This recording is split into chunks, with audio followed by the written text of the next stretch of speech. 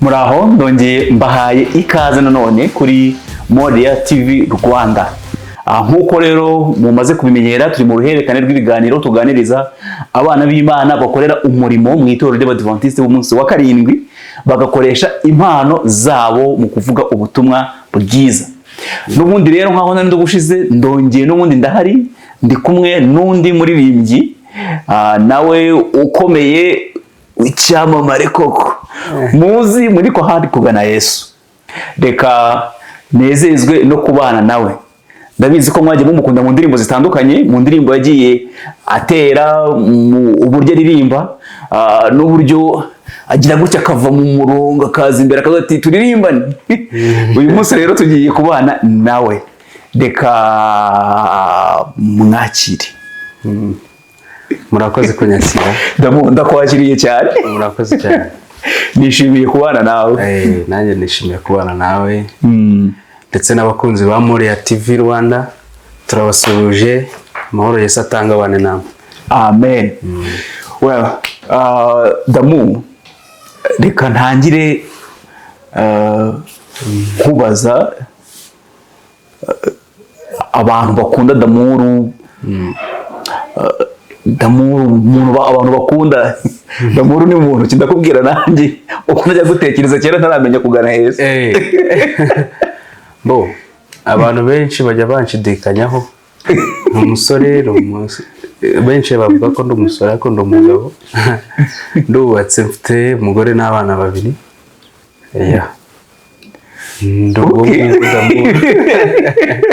Irindi zina rya Damuru ni irihe? Damuru avukiye hehe? Murakoze. Nitwa Ishimwe Jean Damuru, navukiye muri Muhanga, hano hafi. Hano Gitarama? Hano Gitarama. Hano rwose hano hafi. Ntabwo ndubakure. Damuru, njye mbere yuko menya kugana Yesu by'umwihariko na Damuru tukamenyana, nari nzi ko uri umusore. Ku buryo tumunanye nkabona uri umupapa n'abana. Urya koko ubanza aka baby face. Menya ntashaje. Abantu bakwibeshya. Wisanze muri kugana Yesu uti? Wisanze uririmba muri kugana Yesu byagenze biti? Ni inzira itari ndende, kuko kuririmba byo ni umuhamagaro. Umuhamagaro navutse mbona ariyo mpano mfite, cyane ko ari nabyo bindi nkunda. So ukuntu nisanze rero muri kugana Yesu, ubundi ntabwo ariko rari maze igihe nk'uko ubizi. Ariko nta nubwo maze imyaka myinshi cyane, maze imyaka 10 irengaho iminsi mikeya. Ndumva ari nk'umwaka urenzeho, ariko iyo myaka hafi ya yose dusa nkaho twatangiranye, kuko hari umuririmbyi ntavuga izina, twari tuziranye n'umutware wiwe. Umutware wiwe arambwira ati rero, madamu aririmba muri korari iyi n'iyi kugana Yesu nyine, ati wazabafashije ukabana nabo. Nari ndi mu yindi korari, tubiganiraho, nza kugera igihe mpita nyine njyamo. Ni inzira ntabwo yagoranye, ni ibintu byari byoroshye, nisanga muri kugana Yesu gutyo nyine. Ndumva nta bindi bintu birenze birimo. Mu bijyanye n'impano yo kuririmba, hari ukuntu umuntu asanga nyine yaravukanye impano yo kuririmba, nta bindi bintu birenze. Yego. Hatavuga ngo wenda abantu barantoje, umuntu akivukana iyo mpano gusa. Buye byagenze bite? Ubundi mu rugo kavukire ni Abadventiste. Mama na papa nasanze ari Abadventiste. So rero nkura ndi mu bana, kwa kundi abana bajya bakaririmba utukorasi biki n'iki, nanjye nkura gutyo. Hanyuma ngeze imyaka nk'irindwi batangira kuduha uniform, udukanzu tw'abana. Ndabikunda rero, nkajya nkunda kwambara ako gakanzu. Twari udukanzu tunariho n'akantu k'umuhondo ndakibuka. Ewana, nkajya nyobora abana nkababwira ati turirimbe. Nubundi wowe uyoboye. Korari nyikunda gutyo y'abana. Ndakura ngera ku myaka 12 ndabatizwa. Nabatirijwe uribuka TMI iza mu Rwanda 2015 je pense. 2015 nibwo yaje harya. TMI n'undi bari yabaye. Naho ariko ni imbere yaho gatoya, kuko ndibuka hari abazungu baje mu Rwanda icyo gihe bajya muri mafield yose. Ndumva ari icyo gihe nabatijwe, nari mfite imyaka itari myinshi cyane. Nibwo natangiye rero kumva ko ndi umuririmbyi, mpita njya no muri korali y'abantu bakuru. Ubwo ndatangira nyine ndaririmba, numva ijwi noneho nangiye kumva ko ari tenoro. Mbere naburirimbaga soprano na alto byose nkavanga, ariko ntaramenya ngo niho wafitinga. Yes, numva noneho tenoro itangiye kuzamo gakeya. Ubwo n'abatoza bakajya bagororamo. Nakabo na base uragerageza. Na base ndagerageza. Ko buriya no muri kugana Yesu mbere twari abagabo bakeya. Wenda nari kubigarukaho. Twari abagabo batarenze 4. Babiri wenda bakaboneka cyangwa 3. Hari igihe narimbaga na base. Base nkagerageza mo gakeya. So rero nuko kurimba byaje nasanze ariyo mpano nyine takomeza nuko. Navuga ko jewe wafashe attention yanjye cyane muri ya ndirimbo yanyu yitwa Bibiliya. Yego. Navuga yuko ari nayo abantu benshi bazi, ariyo babamenyeyeho. Wenda si cyo gusa, ndetse n'irayinde dusiga iby'isi. Ariko kuvuga ngo kudistinga abantu, kuvuga ngo wa mutima ufite ijwi rimeze gutya, wa muntu ufite ijwi rimeze gutya, rwose ndifuza kukuririmbisha. Ndifuza kukuririmbisha, ukaturirimbira igice cya 2 cya 3 gisoza iriya ndirimbo. Nta kibazo, ndabaririmbiraho gatoya. Ibyaro kwibyakiye izira mweru na muhima, abakuriyeho bavuga bambaye kuri Yesu.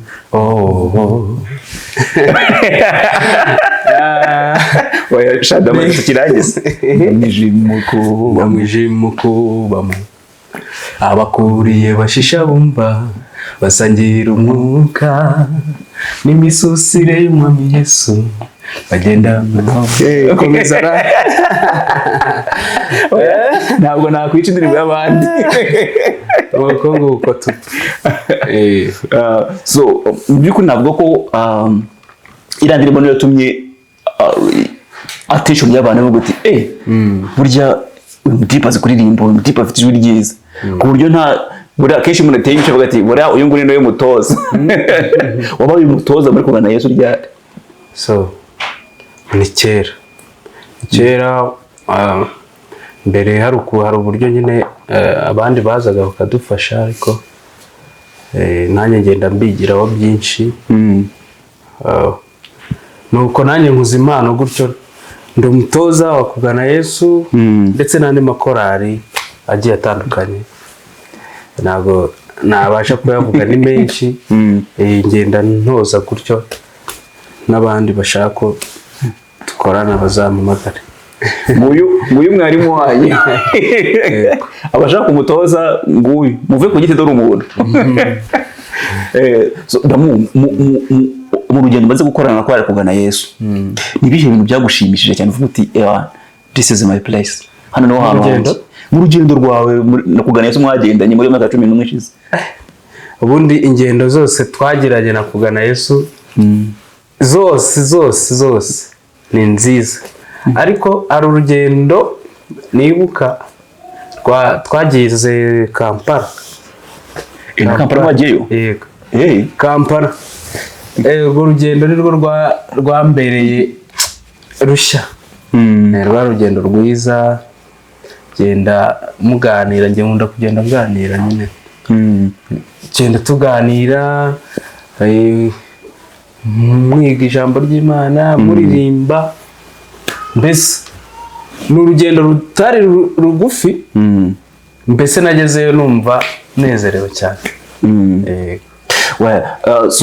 N'ubundi tukiri muri urwo rugendo, ingendo kwa Yesu yakoze zo ni nyinshi, nta nubwo twazirangiza. Nyinshi cyane. Ndifuza kumenya cyane by'umwihariko nka Damour, iyo uri kuri stage uri muririmba, ni iki kintu kikuryohera? Ikintu cya mbere kindyohera ni ukubona abantu b'Imana bafashijwe. Kubareba gusa nkabona bafashijwe, it's okay, mba naryohewe.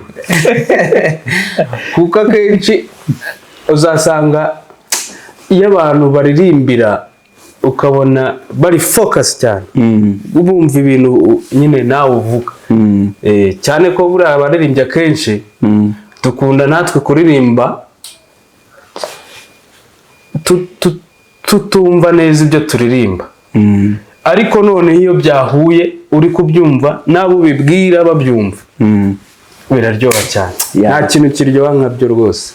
Ni byiza cyane nko kwigisha abana, ukabona abanyeshuri ukabona bari gutsinda, barakurikiye, bari gutsinda. Niko nabigereranya. So Damour, sawa cyane. Hanyuma ndifuza wenda kugera ku bibazo nka bibi bya nyuma dusoza iki gice cya mbere. Mu ndirimbo wumvise za kugana Yesu izo waririmbye, urumva nk'umutoza uko byagenda kose ntiwabogama, kuko indirimbo zose ugomba kuzishyira kuri playlist. Ariko ni indirimbo uvuga uti ewa indirimbo muri kugana Yesu numva hari ikintu rwose yahinduye muri njye. So ari indirimbo numva yazi igihe nkurikije, indirimbo bita Nagura imitima yacu. Iyo ndirimbo akenshi nkunda kuyumva cyane. Mana nagura imitima yacu, tugira urukundo nyakuri, nitwishushanye n'ab'iki gihe. Iyo ndirimbo irimo amagambo mbese atwigisha natwe ubwacu kugira urukundo. Buri nacyo duhamagarirwa ko nta nubwo waririmba cyangwa ngo ubwirize abantu nta rukundo nawe ufite muri wowe. Nubwo butumwa wawe ufite utwaye ndumva nta buremere bwawe ufite. Rero iyo ndirimbo yazigiye kunagura, buri ikintu kinaguye ni ikintu gikomeye cyane. Buri abacuzi nibo babizi kunagura. Iyo banaguye ikintu kiba gishya, ntunamenye ngo cyari gishaje. Rero iyo ndirimbo ndayibatuye. Abantu badukurikiye baje kuri YouTube bari bindimbe twanagura, kandi iyo ndirimbo Damour ntabwo uteramo igice. Oya, nta gice cyawe kirimo. Ntacyo, ni indirimbo rusange nari byitiranyije. Reka nkubaze ikibazo n'ubundi kijyanye n'umurimo, ariko ku bijyanye n'imbogamizi. Hari ukuntu abantu babona muri hara kuri stage mwambaye uniform, mwahinduye uniform, mwashizemo indi, mwakoze video nziza, donc abantu akabona nyine biri so much fun. Ni iki kintu uvuga uti izi ni imbogamizi kabisa, izi ni imvune z'abahanzi. Wenda muri kora ntabwo tuba abahanzi nk'abahanzi bari indirimbo zasekira, wabwiye uti ibi bintu ushaka nubwo mutabizi ibi bintu. Natwe hari imvune zimeze zityo. Ntabwo nshaka gutera abantu ubwoba cyangwa iki, gusa korali ni umurimo nk'indi yose.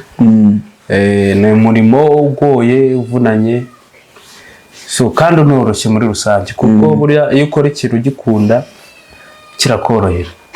Urumbaje imbogamizi, ngiye imbogamizi buriya mbona muri mu makorali rusange, simvuge yacu gusa, ni organisation y'abantu, kuorganiza abantu cyangwa kubegeranya abantu barenze 5, kubahuriza ku kintu kimwe. Rero kugira bacyumve kimwe biragora.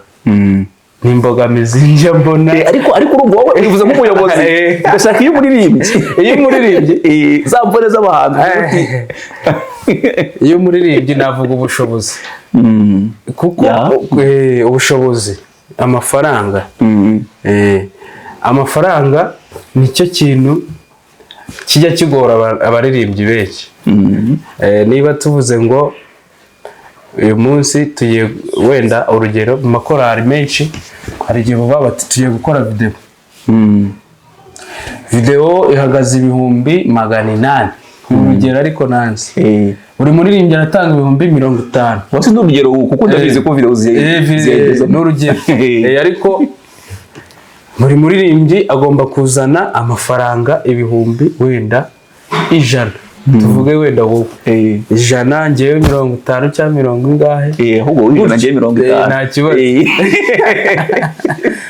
Iyo mbogamizi rero igigora abantu benshi hari n'ababyemera bakicecekera muri bo ukagira ngo babyumvise iminsi kisunika byagera akavuga ati nayabuze cyangwa gati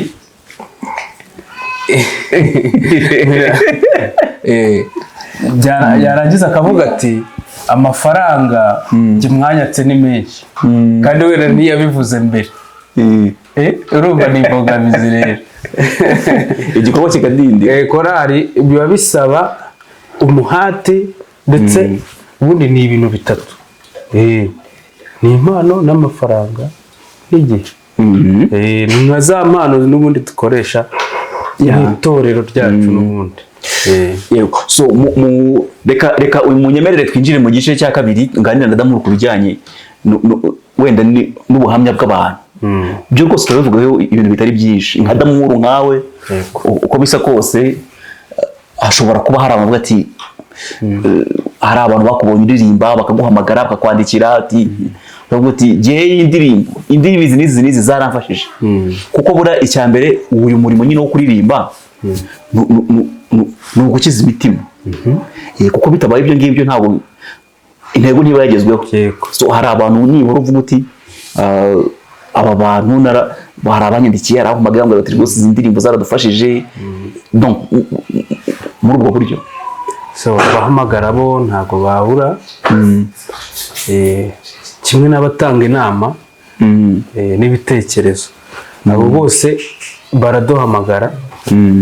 Ariko buriya nyine indirimbo dushobora kuzikorera hano i Muhanga ariko ziba zageze kure cyane, zigera ahantu kure.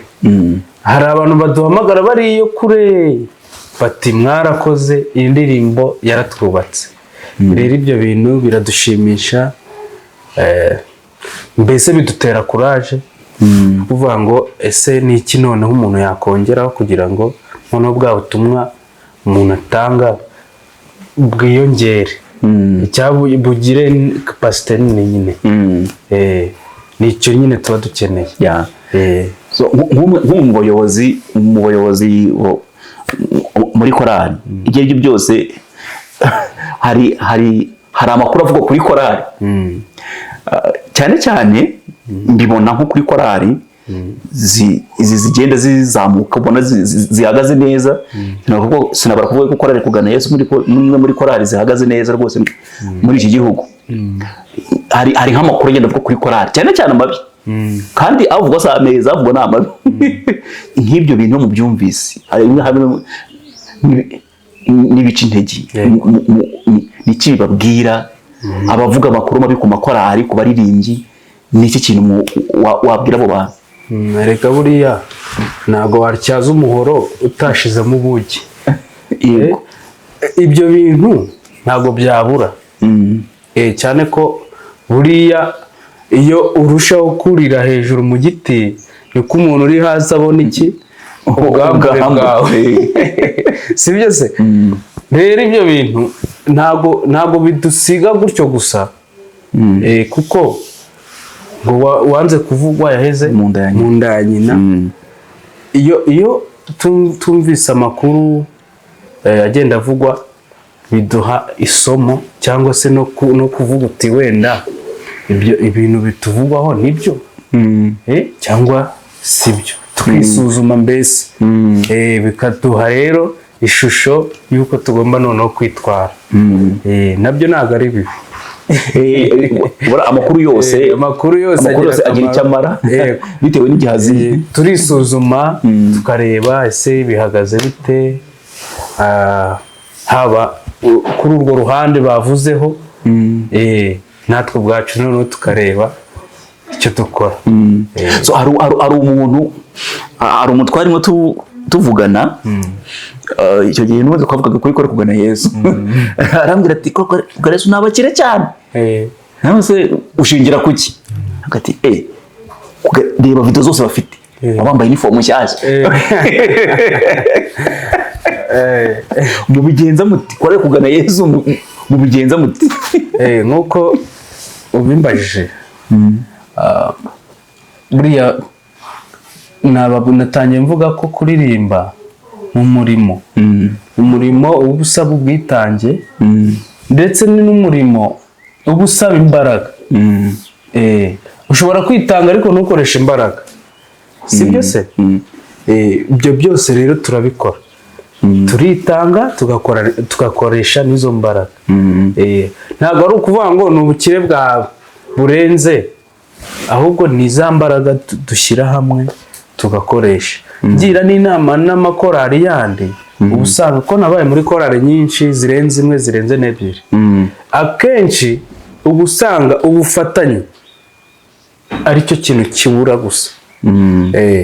Umwe agacaha undi agacaha.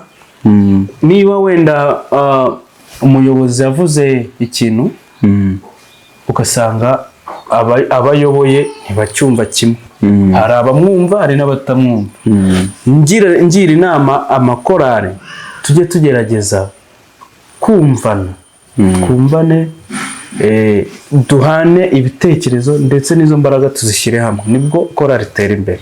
Twebwe rero ibanga dukoresha nta rindi, ni ugushyira hamwe, ntabwo ari ubukire, kuko ubukire n'ubundi umuntu wese ni umukire, pfa kuba uhumeka, ufite amaguru n'amaboko, ubasha kuvuga.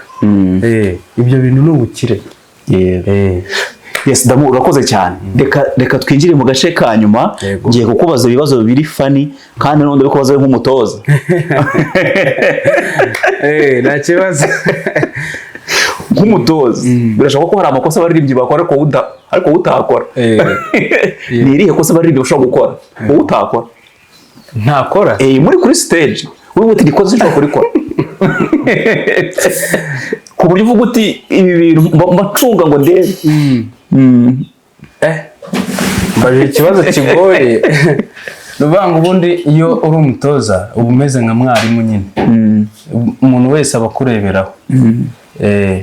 Buriya ikintu cya mbere mba nitwararika ni ukutibagirwa indirimbo, kuko banseka. Bashobora bati nawe umutoza twari tuzi icyo kintu rero mba nyitwararika. Hari umuntu se ujya uha mikrofone, ni wenda igihe uri kuzitanga, mbona muri Kogana hari organization nziza mugira, buri wese afite ikintu ashinzwe, ku buryo uvuga uti uyu muntu ubwo bayimuhaye uyu munsi, ariko wenda ukabwira undi muntu uze kuba hafi. Hari umuntu uvuga uti uyu muntu ubwo yafata mikrofone ariko bamwe mufite akaduti, wenda ntitumuvuga izina ngubu, ariko ni uwo muntu arahari. Rero muri korari zose akenshi hafi ya zose ibyo bintu bibamo. Nyine hari umuntu uba utagomba kubura, nubwo yaba atarepese nyine ukakibiramo gakeya, kubera ko uvuga uti byibuze abuzemo hari akantu katakara. Ibyo bibaho rero. Agiyemuha atari uko wenda yitabiriye cyane, ukayimuha kubera ko hari akantu nyine ari bugukorere kazima, hari tekinike umuziho. Ntabwo wapfa guhereza mikoro ngo soprano ikiri. Hari abantu nyine ubuzi ko byibuze bagerageza. Iyo mufite nk'indirimbo nshyashya, ninde muri rimwe gitinda gufata indirimbo? Utinda kuyifata? Utinda gufata indirimbo, kuvuga uti uyu muntu rwose sha bifata igi. Ntabwo ni benshi. Ura nanjye nenda gufata indirimbo. Wese. Ariko iyo nyifashe nyine mba nyifashe. Nshobora kwiga indirimbo ikangora ariko iyo nyifashe mba nyifashe, ntabwo igira icika. nawe uri mu bagora. Ndi mu bagoye kuhita mfata. Ndi mu bagoye kabisa. So muri mu bantu mwakoze ibitaramo navuga ko biremereye, ibitaramo biremereye mugakora hano muri stade ya Muhanga. Ni stade itari ntoya, mu by'ukuri ukabona ko abantu babuze naho bicara, kandi ari stade nini. Ukabona hari audience nini, abantu ni benshi, abantu barabishimiye. Ibyo iyo mubigezemo nka kugana Yesu, niki kintu bibabwira? Nuko nabivuze mbere, ibintu byose ubundi tubyegeraho. Iyo tubonye abantu batugannye, buriya wakoresheje nk'ubukwe ugategura fanta, ibiryo, ukabura abantu babirya, wahatugira ikibazo, wavuga ati wakwikangamo ukavuga ati ibi bintu umenya hari ikintu kirimo. Iyo rero wabonye abantu bitabiriye, uravuga ati Mana ushimwe. Kuko ubukire bwa mbere ni abantu, noneho bigutera na courage, ukavuga ati reka noneho na avance, ugahita noneho ukora ibirenze ibyo wakoze, ubutaha ukarushaho. Wenda iki kibazo nubwo uri mu buyobozi bakora, ariko ikibazo nzakibaza perezida nzakikubaza, ariko nawe reka nyikubaze. Wenda mujye mugira igitekerezo cyo kuzakora igitaramo wenda ahandi hantu hagutse hatari wenda muri stade, kuko urabona iyi stade ya hano Muhanga ifite igice kimwe gusa abantu bicaramo, ikindi gice ni pitch, ni ubwatsi. Hari mujya mutekereza kuzakora igitaramo kindi wenda ahandi hantu hagutse hanini hagari hatari hano cyane? Impamvu ntabwo ubutumwa dutanga rega ntabwo ari ubw'iwacu gahubwo gusa. Hari n'abantu baba badukeneye bahandi, ko twakora igitaramo nabo bakishima. Ibyo rero turabitekereza, ntabwo turabyemeza ngo tuvuge wenda itariki ngo niyi, ariko ibyo bintu turabitekereza kandi ntabwo ari kera, ntabwo bizaba kera cyane. Tuzabamenyesha, dushonje duhishiwe. Yego.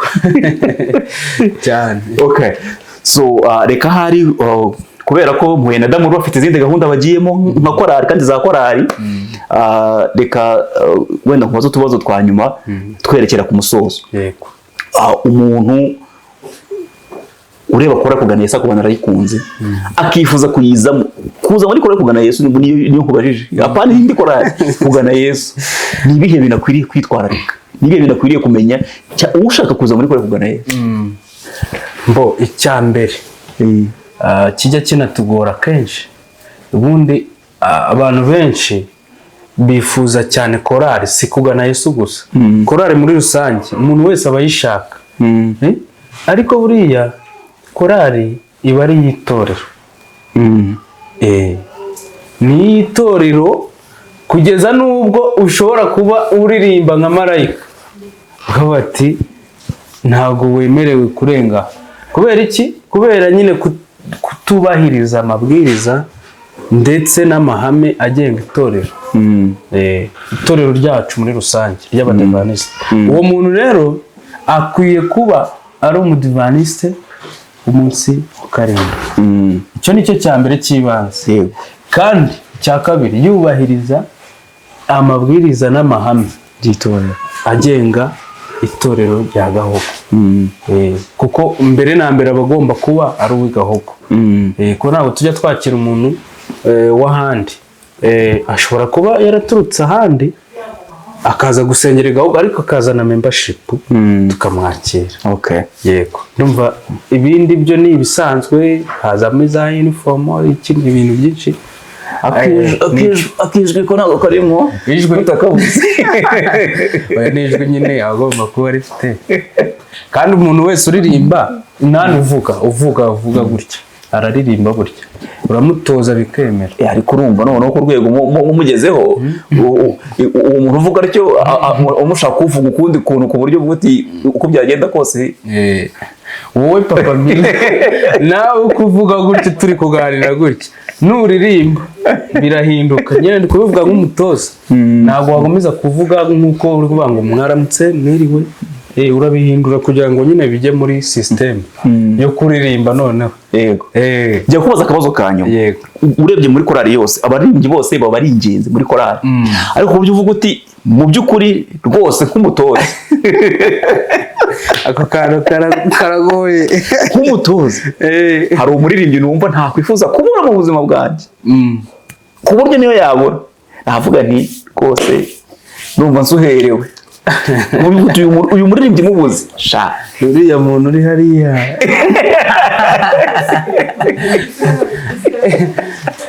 uwo muntu gusuhererwa ariko ari uko gusuhererwa ari ugutengurwa cyane uvuga uti aha ngaha numva ntenguwe hari igihe nyine ubura umuntu ukaba ati imbaraga zabuze so uwo muntu rero ni Suzanne nacyo uwo muntu ni Suzanne so rero ni ibyo nyine. Okay. So uko bisa kose Suzanne twagiranye ikiganiro kandi nawe abantu baramuzi urabona muri kugana Yesu. Reka wenda dusoze nimba hari ijambo wumva kuri ku mutima wabwira abadukurikiye ariko n'abakunzi bakugana Yesu by'umwihariko bibaye byiza mwakoze igitaramo mu ntangiriro z'umwaka abantu bari bakiri fresh ubu akazuba kamaze kuzamo tuba turinjira mu kwa 8 mu kwa 9 kuko tuba tugeze mu kwa 12 umwaka uburarangiye mbese ibintu byari byo mu kwa 3 cyangwa dutegereza ibindi muri uyu mwaka. Reka dusoza muri cyo bwira abadukurikiye n'abakunzi bakugana Yesu. Abakunzi bakugana Yesu nababwira yuko nkuko bisanzwe iteka tubategurira ibintu byiza tubahisha indirimbo dufite izaza vuba indirimbo zose zireba kandi zose mba nziza. Yego. Dufite indirimbo nshya ibitsa ahantu nshya rwose nziza nizera ko nayo izabashimisha. Ubundi icyo twabasaba na amasengesho ndetse n'inama zanyu ni ingenzi. Tukanabasaba yuko mwajya munadutera inkunga reka haba inkunga nyine nk'iyo navugaga y'amasengesho ndetse n'ibifatika nayo bikenewe kugira ngo y'amafaranga kugira ngo ibintu bigende neza. Buriya ubufatanye ni ingenzi. Yego. Ariko nabamba n'ikintu nkunda kurya naringiye kukikubaza ariko ndatekereje gahunda mufite ndavuga ni iki kibazo wakihorera ariko ngiye kubikubaza ndamubona kwakira iwanjye wansuye nimba uzansura ndagusura mu kintu cyo kugera iki nakwitwara kuvuga ati iki kintu Damuru yariye neza aba yariye iki iyo nariye neza ariko munyihanganire nkunda makaroni makaroni n'inyama n'igitoki muri ibyo bintu nkunda mu buzima sha ubanza ubanza umunsi wasuye hari umuntu wanjye bitazagora kuko nawe ndumva ariko muri iyo kategori kabisa nkunda ibintu nyine biri aho byoroshye. Okay. So Damuru ari mu bantu bambara bakaberwa. Yes. Absolutely. Ntago mbeshe ndakukura ari mu bantu bambara bakaberwa kabisa. Wundi uretse kuba ushobora kwambara iyo wambaye neza uti Damuru ndumva nambaye neza. Wambaye uti nka gutya agashati agakravate agakweto gahanaguye neza n'isogisi rifuze isogisi rifuze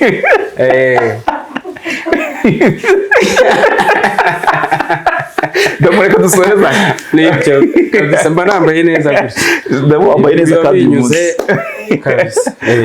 Mwakoze cyane rero kubana natwe twanaganiraga na Damuru mu bayobozi ndetse n'umuririmbyi umwe mu nkingi ya mwamba muri korali kugana Yesu. Tubashimiye rero ko mwabanye natwe ko mwadukurikiye tubararikira ibiganiro by'ubutaha nakagaruka. Ciao out of camera.